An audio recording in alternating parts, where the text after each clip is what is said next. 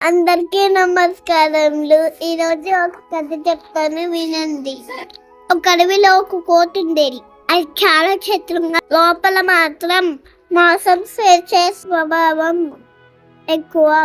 ఎలాంటి కష్టం చేయకుండా ఇతరులని మోసం చేసి జీవించేది. ఒకరోజు ఆ కోతి ఒక జింక అరటి పండు బుట్ట తీసుకొని మోసుకుంటూ వెళ్తూ కనిపించింది. కోతి ఇలా అడిగింది, ఎక్కడికి వెళ్తున్నావు అంత బరువైన బుట్ట పోసుకుంటూ? అప్పుడు జింక ఇలా చెప్పింది, మా తోటల పండ్లు అరటి పండ్లు ఇవి. నిన్న కుందేలు డబ్బులిచ్చి ఇవి తీసుకోదామని వాటిని ఇచ్చేందుకు వెళ్తున్నా.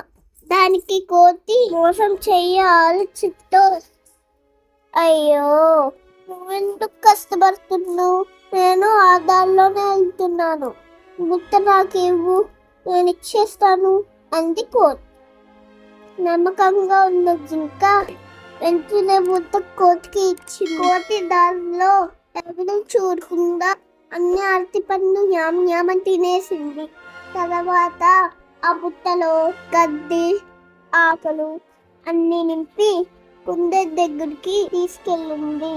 కుందేలు ఆశగా బుట్ట తెచ్చి చూసింది, పండ్లు లేవు. కోపంతో ఇలా అడిగింది, అరటి పండ్లు ఎక్కడా? కోతి మోసం చేస్తే నాకు తెలియదు, ఇంకా ఎలా ఇచ్చిందో అలాగే తీసుకొని వచ్చాను అంది. కుందేలు కోపంగా, ఇది సరైనది కాదు, మనం సింహరాజు దగ్గరికి వెళ్ళి న్యాయం కోరుదాం అని అనింది కుందేలు. అందరూ కలిసి దగ్గరికి వెళ్ళారు. సింహం ఇద్దరి మాటలు వినింది. కొద్దిసేపు ఆలోచించి కోతిని గమనించింది. చివరికి సింహం ఇలా చెప్పింది, కోతే తప్పు చేసింది, దాన్ని శిక్షించండి అని అన్నారు. అందరూ ఆశ్చర్యపడి సింహరాజుని ఇలా అడిగారు, మహారాజా ఎలా తెలుసుకున్నారు అని అడిగారు.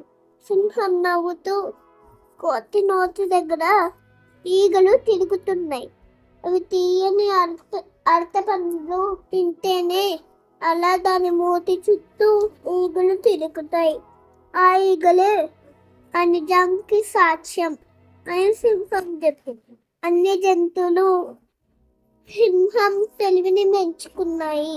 కోతి తన తప్పు తెలుసుకొని సిగ్గుపడింది.